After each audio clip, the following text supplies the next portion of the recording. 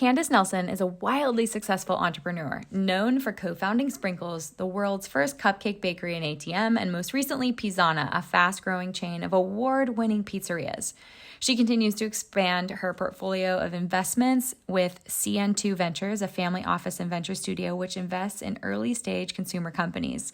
Candace is also a regular contributor to the Wall Street Journal, author of the New York Times bestseller, The Sprinkles Baking Book, co-creator and executive producer of Hulu's Best in Dough, executive producer and judge on Netflix Sugar Rush, and judge on 100 plus episodes of Food Network's hit show Cupcake Wars. She is also a very good friend. She was a client, and I consider Candace a mentor. She is phenomenally knowledgeable in business and such a motivator. And for the first time, Candace Nelson is sharing her recipe for success by walking you through the steps she took to build a globally beloved brand in her new book titled Sweet Success, a simple recipe to turn your passion into profit.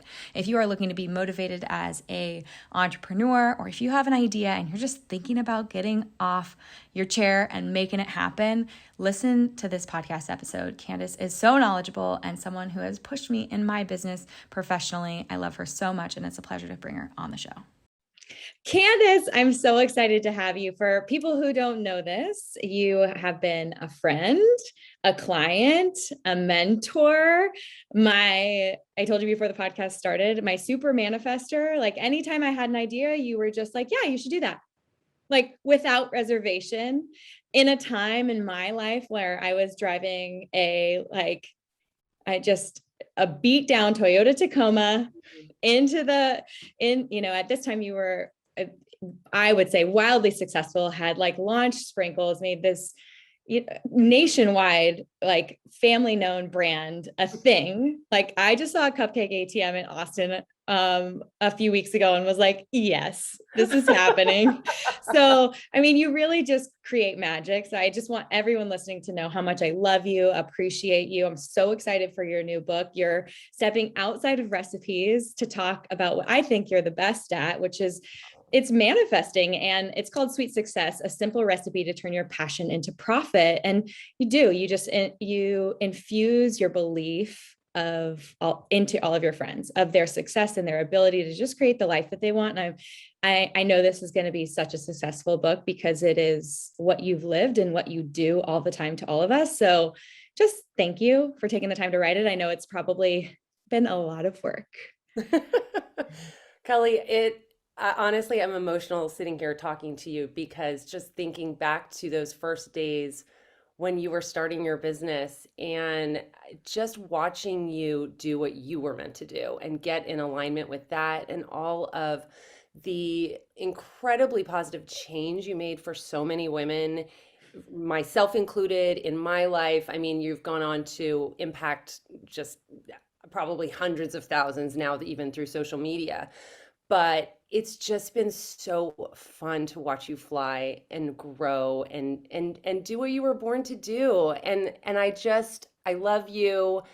Thank you for doing what you do out there in the world, and thank you for always supporting me as well.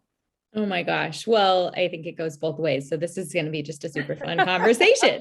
So for people who don't know the beginning of your journey, let's talk about you and your sweet success. Turning one recipe and your passion into profit.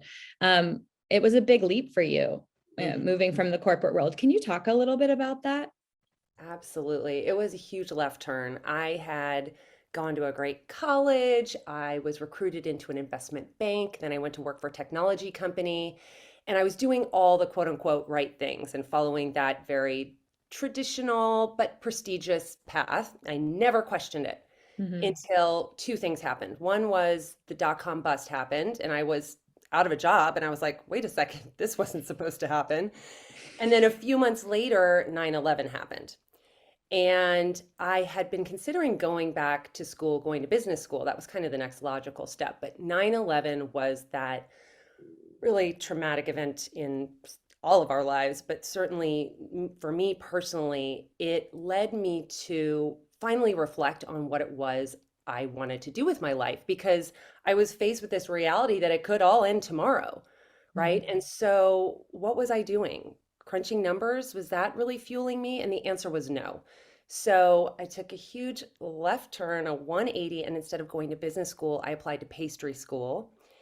And, I'd always, just to give you a little backstory, I'd always loved to bake. I'd grown up baking with my mom. It was how we connected in the kitchen with one another, but it's also how I connected to home because I grew up overseas a lot of my life.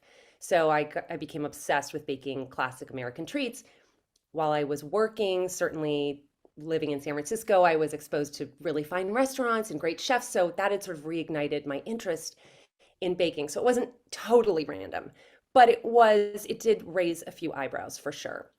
And so as I entered pastry school, I just said, I love to bake. This is a passion, but do I really want to do it every day? And that was my test.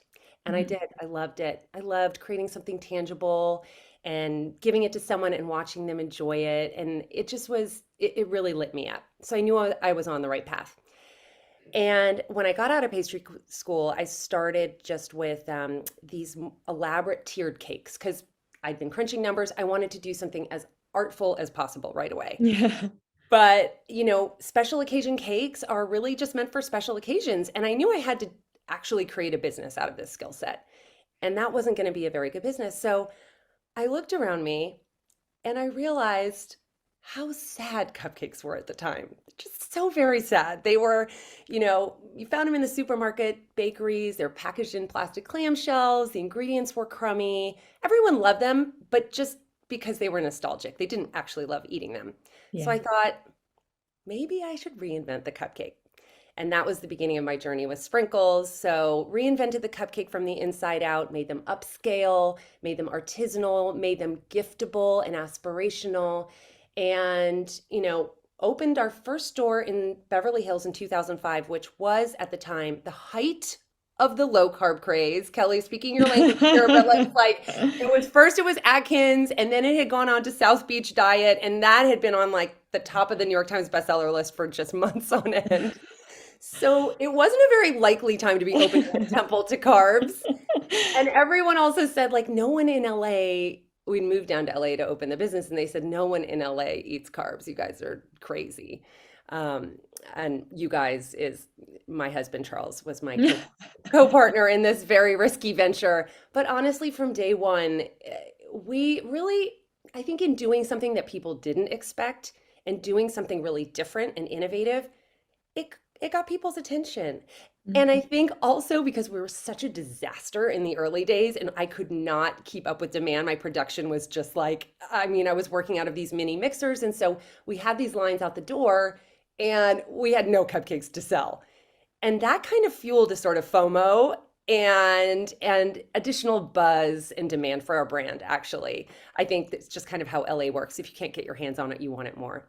Yeah. So ultimately scaled Sprinkles across the country to 10 locations, invented the Cupcake ATM in the process, and then had a moment where I thought I'd had these two boys and they were really little, so they were portable. And every time we'd open a new location in another city, we'd take them and we'd move in and we'd hire and train everyone. It was very, you know, labor and time intensive, but fun.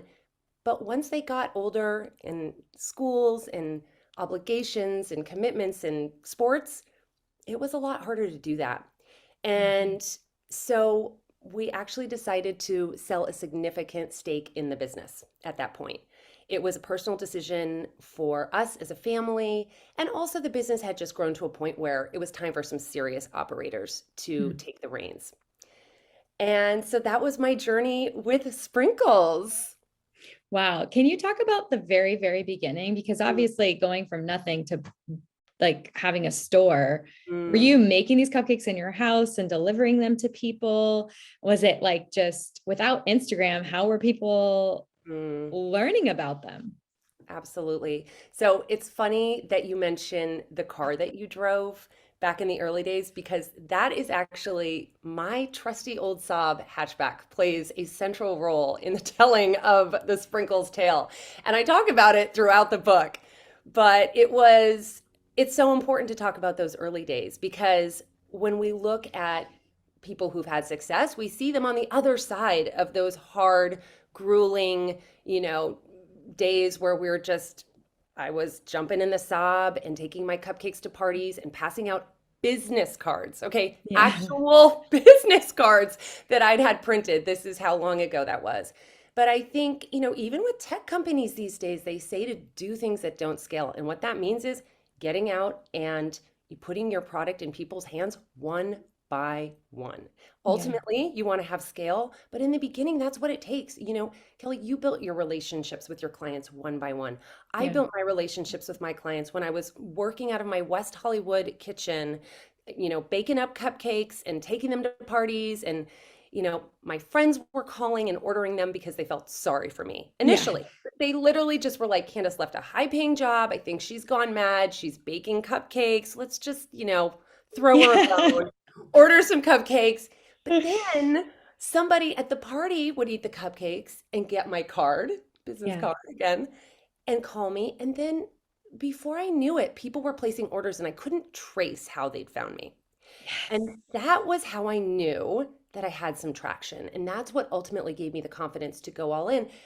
And that is my advice to anyone who's considering starting a business is try to prove your thesis on a smaller scale first before you throw caution to the wind and create the business of your dreams. It's just always a great way to go. Start small. Definitely. And so how long was it when you were sort of making these cupcakes in San Francisco and then in West Hollywood? How long was it, like weeks, years, months until you Mhm. opened your store? It was a couple of years. Part of that was that it took us a while to find a location. Landlords did not want to lease to someone who'd never operated a business before. Hmm. We had no reputation or history of small business ownership. And then they also thought that the idea was a terrible one. Hmm. Sorry, should I pause for a sec? It's okay. We'll Okay. cut it out. Um, I remember one landlord actually hung up on me when I told him the idea for the Cupcakes Only Bakery. He was like, okay, you're joking. He thought it was like a prank. Yeah. So, but I also knew if I was going to create a business solely around cupcakes, I was going to have to be pretty differentiated. Right. Dog barking, good It's grief. okay. It's someone at your Okay. gate. Okay. So I knew I had to have an exceptional product, and I spent the time to get the product just right. So Charles and I used to sit around the dining room table. I would bake up 10 batches of vanilla cupcakes, for example. And I would, it would be number one, number two, number three. We'd have our little notepads. We'd, taste each one, write notes like wine sommeliers. And I would go back to the kitchen and tweak until each flavor was perfect. And then at the same time, we were working on the branding. These cupcakes were unique and unlike anything anyone had tasted, so the branding had to be the same. So we really took our time to get it right. Part of that was just because we couldn't find a location, but part of that was because we knew we had to put our best foot forward. Right. Things always seem to take a little bit longer than people expect. And I think as an entrepreneur, I've learned that you're like, I'm going to write a book. And then I always love New Year's Eve because we have a group of friends that gets together and we throw like our biggest resolutions out. And it's never like,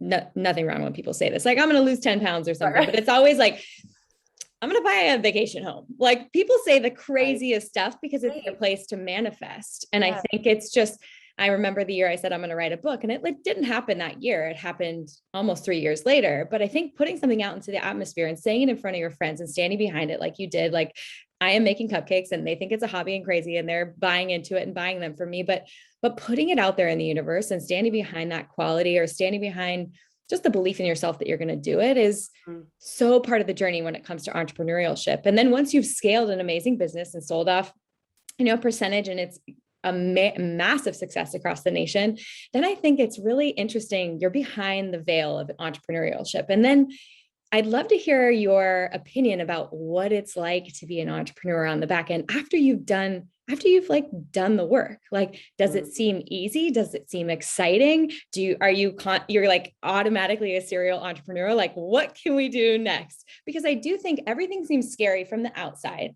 Mhm. but some people like you did just go have a life event where they say, okay, I'm going to change directions. I'm going to take a left turn. I'm Mhm. going to just, or maybe they're so busy with a job, but they love something. They're so passionate about it that they just kind of keep chipping away. And then all of a sudden it becomes this big thing that Mhm. replaces their main thing. It's Mhm. just, it's so amazing. I like love talking to entrepreneurs because getting through, you don't remember the thick of it really, right? You don't remember, there are ups and downs, but you don't always remember them. And once you're on the side of success, you're like, let's do it again.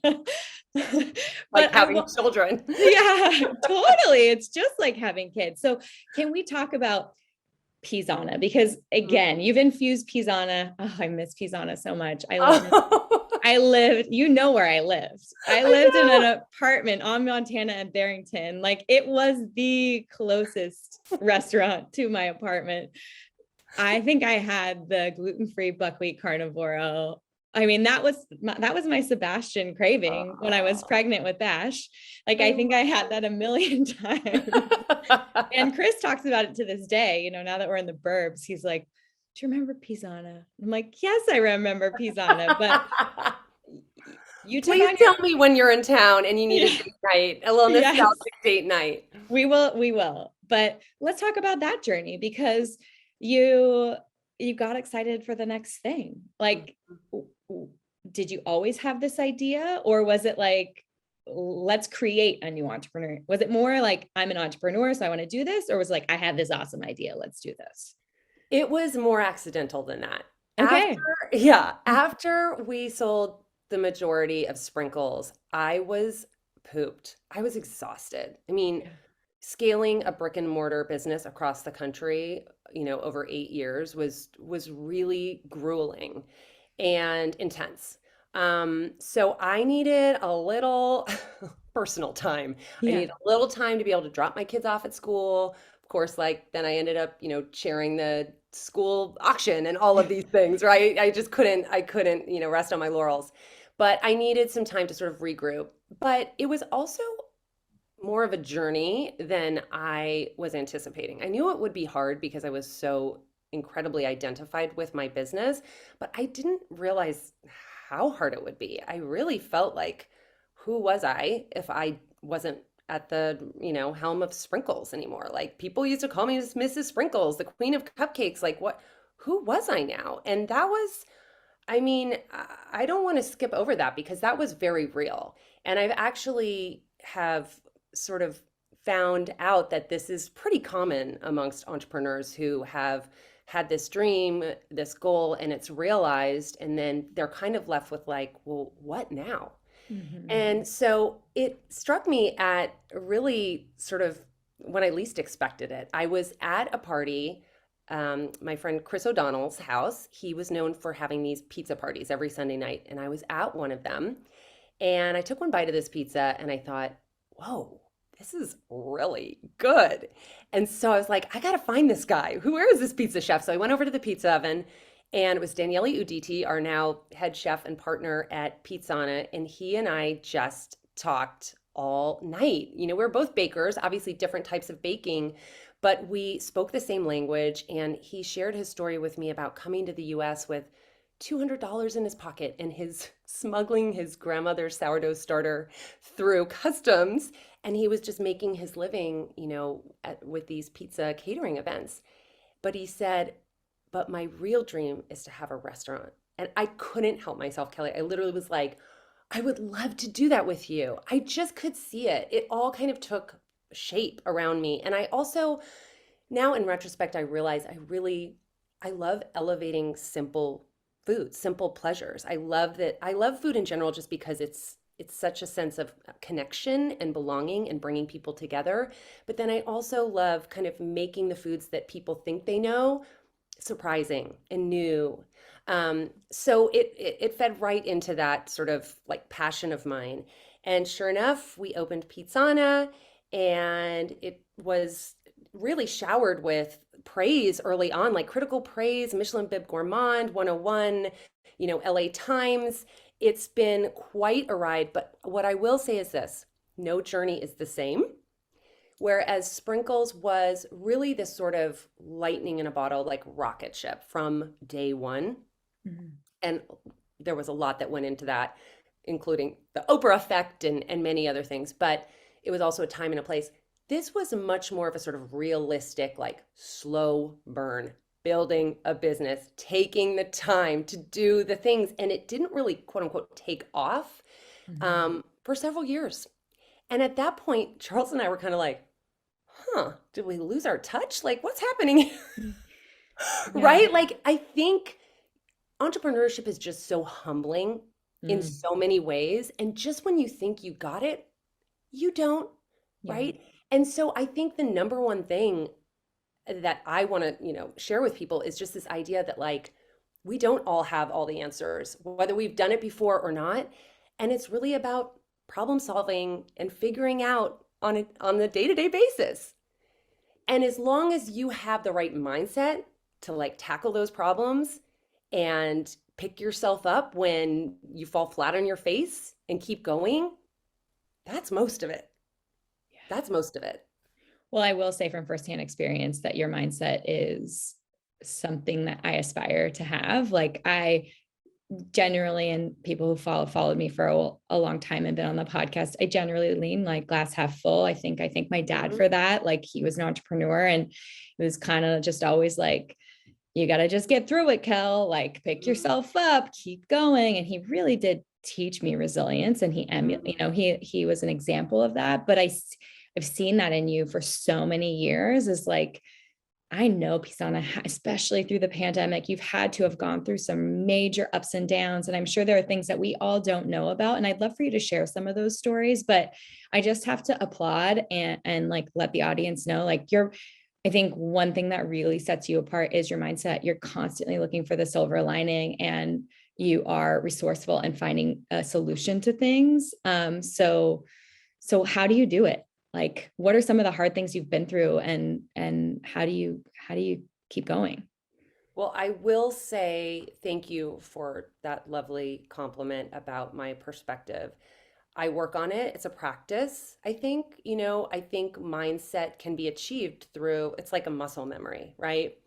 Um, but I think probably one of my strengths, this is what I will say, is that I do very much have a growth mindset. I am always putting myself in positions that are new and challenging and scary. And sometimes I'm like, why I gotta be like that?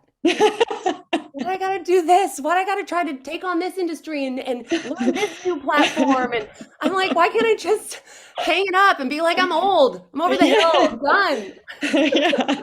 Man, well, following you on TikTok, I'm like, she's got it. She's got it. That's a prime example. I can't tell you how much flack I got in my own household from my teenage boys who were like, Mom, no, no, no, that is not how you do TikTok. And I was like, okay, I know, I know it's not good. It's possibly very cringy, but I'm gonna keep at it. And I have to say, one of my finest, happiest, proudest moments was when my son came back from high school and he was like, Mom, my friend saw your TikTok today because it went viral. I Oh, was that's like, I amazing. still got it. Yeah. That's so awesome. I know So, TikTok's overwhelming for me. oh my gosh. It's too much. It's all the things. You can't be everywhere all the time.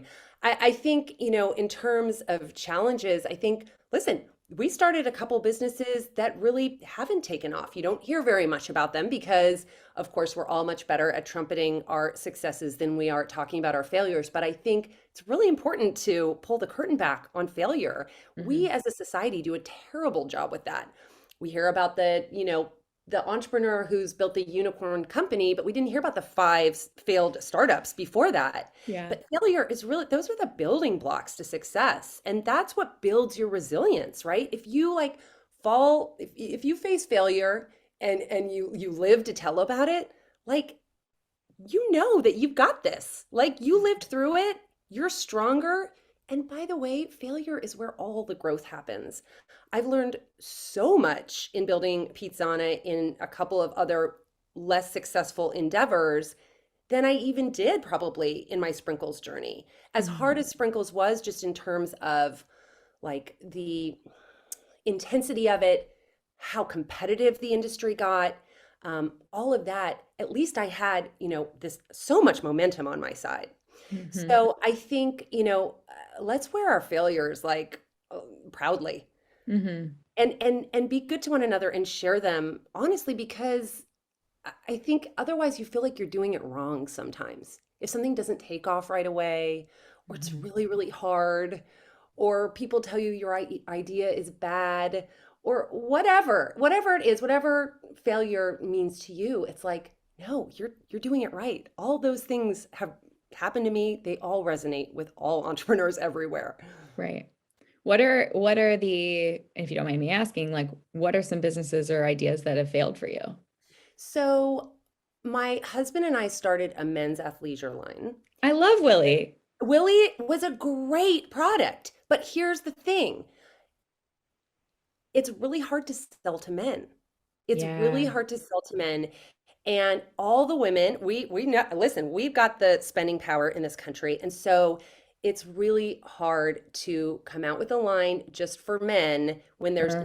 nothing to bring in the women. It just ended up being, and it's Willie is still around and it's a great product, but in my mind, I wouldn't call it like one of our rocket ships to success, shall we? Yeah. It was really hard. We just ended up having to spend so much money in marketing to Hmm. get in front of men because they're just not natural shoppers. Sure. And there was nothing naturally to bring in the women. I think Mhm. the other thing that we probably could have done better is to start with, and I say this is how everyone should do it, start with that one hero product, right? Mhm. Starting small, testing for traction before you go all in, before you expand a line of products. Mhm. Um, I think, if we'd come out with Willy underwear, which is truly people love it, it's so soft.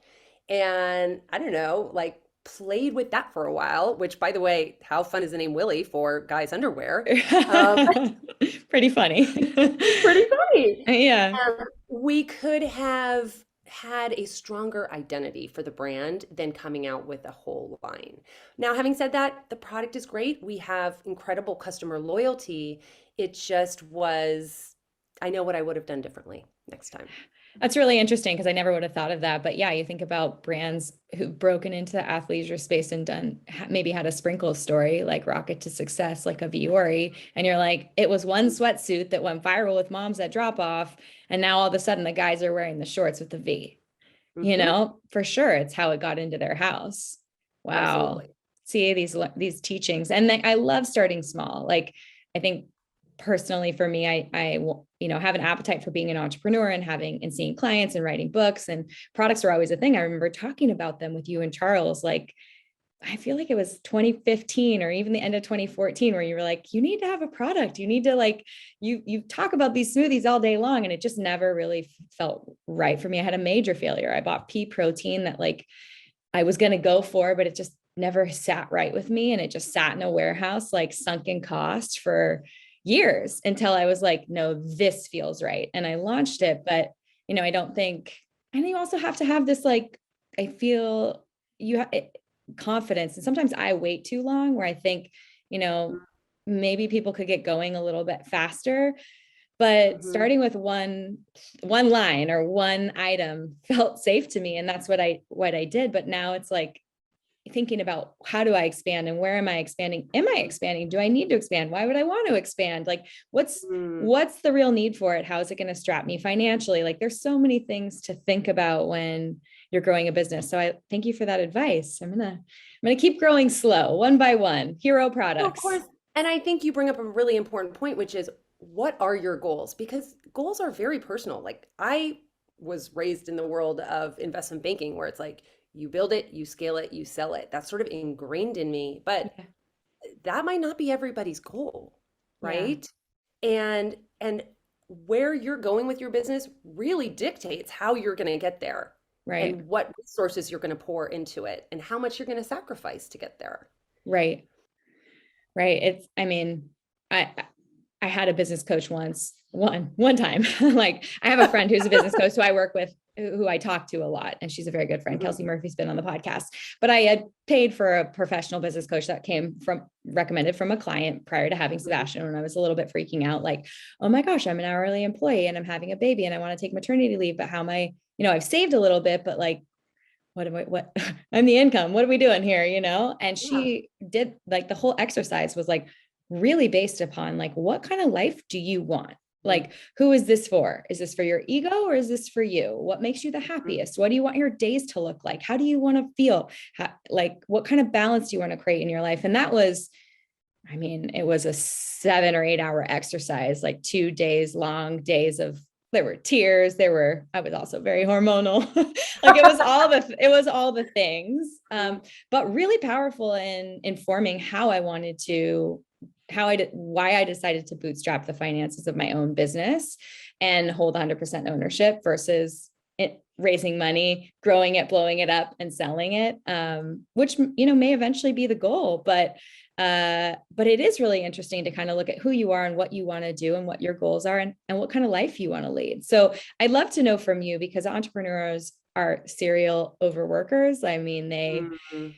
you said it best, like, you weren't working, but all of a sudden you were chairing the auction at your kid's school. Like, it's sort of ingrained in you to kind of overwork and not be able to turn it off. So I'm curious. I mean, you've built this massive business, sold it off. You have Pizanna, you have Willie, you're on Netflix's Sugar Rush. So and Cupcake Wars, you're on my television. I mean, you're doing a lot of things, and I'm sure involved in so many things we don't see from behind the scenes. Like, how are you keeping balanced? How are you focusing on your health? Like, what makes, when you think about like your, I don't want to say perfect day, but a really good day, like, what does it look like? What does it feel like to live in your body and live out that day? I think I've had to come to terms with the fact that balance doesn't always happen within that 24 hours. Yeah. It really, when you are trying to create something and birth it into the world, right? Like a new business or a new show or a new book, it's going to take 150% sometimes. And that feels really off balance. Mm-hmm. But I do know that with entrepreneurship, I have this beautiful, well, not only fulfillment in doing this and doing what I love, but flexibility over time, right? And so sometimes I'll say to my kids, "You guys, I'm going to be a little bit scarce the next few weeks. I'm working on this project. I love you so much. I'm going to miss you. I'm going to see you as much as I can, but then after that, we're going to have so much quality time together." And they get it. Like, they've been raised by entrepreneurs now, so they get it. And then they also feel like they're part of it, because at this age we're able to talk about some of our business issues at the dinner table. And as I said, entrepreneurship is really about just problem solving. So we're trying to help them be better problem solvers, and that can be anything, anything from their school day to, an issue we're having at the restaurant. So I try to sort of, what should I say, stay away from the mom guilt, right? Yeah. And one of the ways I've learned to do that is by really including my kids in my work. And also, I think, listen, when I'm filming a show or I'm opening a store, maybe I'm going to miss a couple things, but then I am going to be there at the Halloween parade at noon on a Wednesday, which of course is when it always is. Like, I don't know how Yeah. people with a 9 to 5 job do it, Yeah. right? But in terms of my health, I would say I've really had to be intentional with my health working in the food business, because, again, talk about lack of balance. I mean, I will sit at a menu tasting and eat until I feel really uncomfortably full, Mm-hmm. not how you want to, typically eat. And you have helped me so much with that, just in terms of, learning how to prioritize like the protein and the fiber and the healthy fat. And also, you really introduced intermittent fasting to me. And that has been such a godsend. I feel like anytime that I am feeling a little out of control, or like I've overdone it, which happens often. I mean, we do wine tastings, we do cocktail tastings at Pizanna. Um, I just start my fast. I just start my fast and I immediately feel better. And it also helps me, I think, sometimes just with brain fog and that sort of thing. I'm also very into electrolytes these days. Yep, yep. So I've got my big bottle of water with my electrolytes. so I can be ultra hydrated. And yeah, I think it's a practice like anything. I don't have it down, but when I feel off balance, I do have a toolbox that I can use that so much of it comes from you, Kelly, where I can right myself again. Yeah. Um, Exercise is really important. Right now, I'm not getting a lot of exercise because this book is really, it's that baby I'm birthing into the world. So even just, walking my dog outside in the sun for a little bit, Mhm. getting a little sunshine, getting that great vitamin D, um, you know, meditating. I've got the Waking Up app on my phone, and it's like a 10-minute daily meditation. Little things like that. And in my mind, I'm thinking, okay, I will get back to normalcy at some point. But it's okay that it's not totally balanced right now. It's understandable. I'm trying to do something Herculean right now. Absolutely. I think it very much emulates blood sugar, where people think that it's going to be flatlined and perfect, Hmm. and you're constantly up and down. It's just Hmm. supporting and managing those troughs, the valleys and the peaks and the valleys and the peaks, and making it just a little bit more elongated, a little bit more balanced. But you said it best. Like, it's when you have a project, when you have something that is requiring all of your time, you have to give it 150%, and things are going to, fall by the wayside. But if you have that toolbox, which you are a growth mindset person, so you look, which if that's the number one thing I hope that people take away from this, is that it's the toolbox, it's the little Hmm. tools, it's jumping back up, it's having a failure, getting back up, wanting to learn, try something new, and get excited about it, because it's like, it's the passion and the excitement and the little things that you change that create these massive businesses or massive changes in someone's body. And it's never going to be balanced. It's how are you trying to support what is a natural flux of life?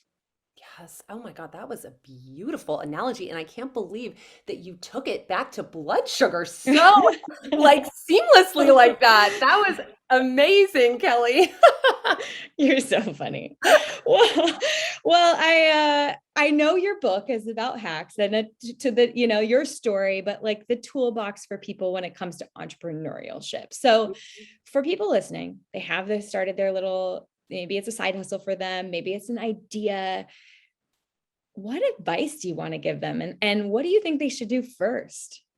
Well, they should buy my book, shameless plug. Yep. Mhm. But no, the mission with Sweet Success really is to inspire the entrepreneur or anyone who has, left their job in the Great Resignation and wants a change, or anyone who's started their business and needs a push along the way to do it and go for it. I mean, at the end of the day, entrepreneurship, I believe, is really for everyone. Although what we see in the media on Netflix is really sort of larger than life and a bit intimidating. I mean, I'm not a tech savant. I'm not building a rocket ship to the moon. I didn't raise $100 million, but I built a big business out of something that anyone could do, which is baking a cupcake. So I Mhm. think if you have that passion piece, which is kind of like, I consider it like the extra battery pack that you can kind of plug into when you're feeling down, to keep you going. And you have the plan, the roadmap, the actionable tools, which hopefully I've packed Sweet Success with all of those.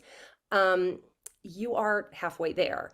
I think the other thing that I really want to highlight, and I'm sure that you will agree because I consider you part of this, but your support system, Mhm. right? I mean, I was incredibly lucky in that I had a great co-founder, which was my husband, Charles, and I knew I trusted him. I knew that we had complementary skill sets, and I knew that we had the same work ethic, which was really just get after it and get the Mhm. job done.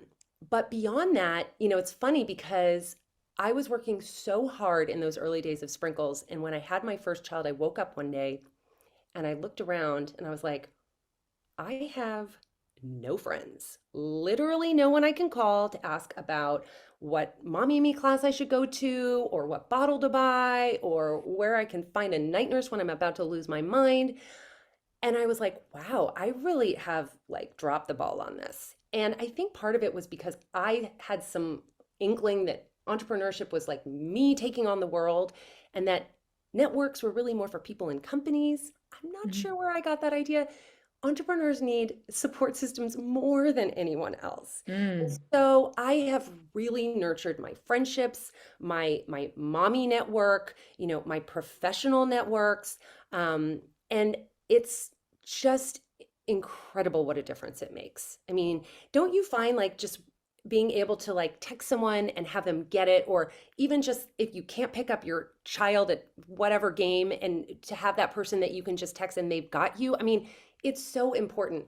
And the flip side of that is you have to spend the time to get there. So certainly as an entrepreneur and mom, there are times when I'm like, I don't know if I can do that. I don't know if I can go to that event or go to that birthday, but you show up and that's what does it. That's what builds the relationships, that's what builds the network, and it's really priceless. It really truly is. When I look back on launching my book, like I felt welcomed into Mm, an amazing network of female entrepreneurs. I have pinged them for advice on everything from launching the product to coming to you came to my book launch party. Like it's like no.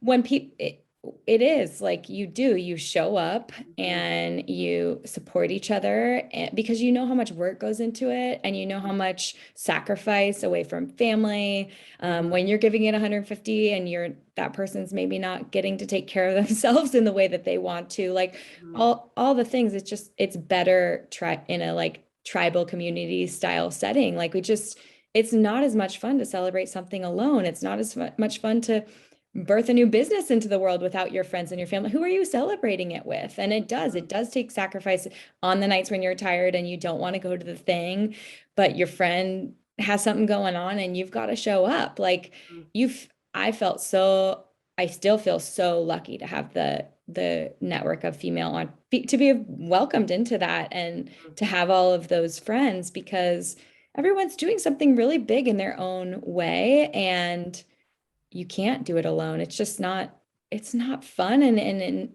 it's really lonely. Mhm. Yeah. Yeah. I realized I was lonely and I was like, wait a second. Something's got to change. And I got after it You and did. I I'll did. say I from was first like, no, hand. I mean, right? I'm like, I have the most amazing group of friends, and we have such an incredible network of creative entrepreneurs here in Los Angeles, and it's really such a gift. It's such a gift. So I really encourage everyone to be intentional about building those friendships and those support systems and that professional network. Well, you definitely show up more than most, and you're always such a support and so easy. It surprises me that you woke up one day with your first son and was like, "I'm lonely. I have no friends." I'm like, "How could Candace ever have no friends?" And I was I sitting mean, there breastfeeding, and Charles, of course, was trying to like hold the company together. So he was gone, and I was like, oh boy, what do I do yeah. now? Yeah, you need we all need that so much. I'm glad that the world is coming a little bit back to normal and that people are able to support one another and celebrate these achievements that we're making because it's a lot of work and So we much don't work. have to do it alone. That's right. So let's talk about before we close up today. I want to know a little bit more about your relationship with your family and your kids because you mentioned earlier that you talk about business with Mhm. your boys. What have you seen in them? Like, did they have entrepreneurial spirit? How much autonomy do you give them in taking care of themselves? I think a lot of entrepreneurs, male or female, they have this like go-getter. Like you said, you and Charles both have this drive that's probably unmatched, right? How Mhm. are you infusing that into your children for their futures? And you know, I want to say autonomy, but like also like how are they taking care of themselves? How are they independent? How are they thinking about their future? And are you infusing this entrepreneurial life into them? Oh my gosh, they can't escape it. We talk about it all the time. We're like, "Have you thought of your business idea yet?" But I joke, I'm half joking. I think with kids they come out so different, right? You never know what you're going to get. And I think it's important to meet them where they are. Mhm. And they both have an interest in entrepreneurship, but maybe one is more suited to it than the other. And I do, as much as I want them to be problem solvers and thinking about how they can create change in the world and solve problems in the world. I also want them to get an education and get some industry expertise first. I think that's a great way to go. You'll never, be upset about having some experience under your belt. Mhm. I think the most important thing when it comes to autonomy and raising children, and this was something that I did as a child, was work as early as possible. So my 15-year-old this summer, we spent time in the mountains in Idaho. He got his first summer job and he was working at the juice shop. Kelly was very happy. He was making You're smoothies. like, also bring me home one. I know. Oh, always, totally. The perks were great. So he was in there and I was like, how was work today? He was like, really boring. I was like, good, Yeah. great. Yeah. And Oh, and he's learning what it takes to make a buck and how some jobs aren't gonna light you up, and maybe that's motivation to find one that does. And he's learning all the things. I think if there was anything I could say that will set your child up for success, it's getting them a job as soon as they're able to work. And granted, there's plenty of other opportunities that kids should have too, like if they can travel at all abroad to get that global perspective, I think that's really important. And there's tons of great community service that they can and should be doing as well. I mean, fortunately for us, it's sort of baked into our school program. They have a certain number of hours they have to commit to community service. But in terms of day-to-day autonomy, it's a little bit hard in Los Angeles because we do live in the city. And so mhm. it's not like they're running out the door and getting on their bike. I mean, there's certain pockets of Los Angeles where you can do that, but not where I live. And that is hard for them because in the summers in Idaho, that's exactly what they do. They take their bikes at 11 and 15. They take their bikes, they ride to town, they get their own lunch, they meet their friends, they come back. I mean, they're completely free. And I really encourage that as much as possible in a safe environment. Right. So, yeah, getting that summer job, giving them autonomy in places where it makes sense, where it's safe, and just talking to them like they're adults because they can understand a lot. Yeah. Oh, such great advice. Bash, you hear this? If you're listening, you're ready for your first job, bud? Coming at you. I know, right? I'm like lemonade stand this weekend. Just kidding. It's true though. I mean, Yeah. I remember it was working for my dad, but I remember my first year, my summer after my freshman year of high school. I mean, he owned a towing company. I was dispatching to drivers in my soccer uniform before games. Like, Yes, you were. go get, yeah, the car is And on look at that the. work ethic of yours. That's amazing. I love that. I know, and he underpaid. He definitely underpaid. It was my sisters and I had a whole thing, and then anytime we were grounded, it was just like more work. It wasn't like we could sit around in our room. It was like, here, sort these like triplicate receipts. Here's 6 boxes from the yard, and I'm just like, you need a computer system. This is the 2000s. Like, why are we sorting triplicate receipts? It's fine. I really appreciate everything you Oh my taught me gosh, I for love sure. that. I'm obsessed with your dad. That's so cool. So cool. He's a good dude. He still is a good dude. So okay. Last but not least, I want to know what's next. I mean, obviously we're going to launch this amazing book, Mhm. but do you have any new business ideas or anything you're excited about? Like you You write know, this whole book about being passionate and you're like, wait a second, I've got all these other ideas. it's funny because one thing I have realized as I've gotten a little older is that, drum roll please, you can't do it all. Yeah. And so even though I love starting businesses so much, I'm still very operational and growing my current business, which is Pizanna. So as much as I do have an idea a minute, I can't be the one to start every one of those ideas. And so that has been what's led me to do some angel investing in startup businesses because I can get behind the founder and their idea and put my money in and give my advice and amplify, but I don't have to be the one actually, I'm going to mess up a sports analogy, but like carrying the ball down the field or whatever. Sure. Right? I Sure. can be cheering them on. And so that has been a really great way for me to have my hands in lots of fun startup businesses, while still, being able to operate my business and be a mom and do all the things. So, in mentoring other female founders and investing in other female founders, that was really sort of the impetus for writing this book. It was like, there's only so many people I can mentor. There's a lot of people out there who want to start businesses, and I want to empower them to do it. And this is how I'm going to reach a larger audience.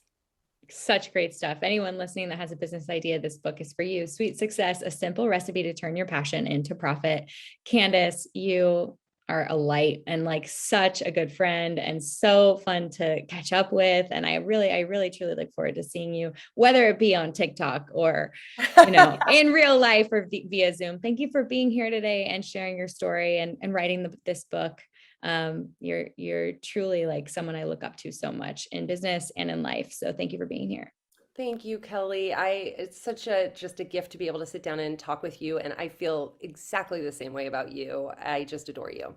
Oh, thanks. Well, where can people follow along? Where can they learn more? Where can they buy the book? Oh, thank you. Well, the book is available at all of your independent bookstores, so please support them, but also Amazon.com. I'm not sure when this is coming out. Will it come out before November 8th or probably not? If it comes out, I'll throw it in there.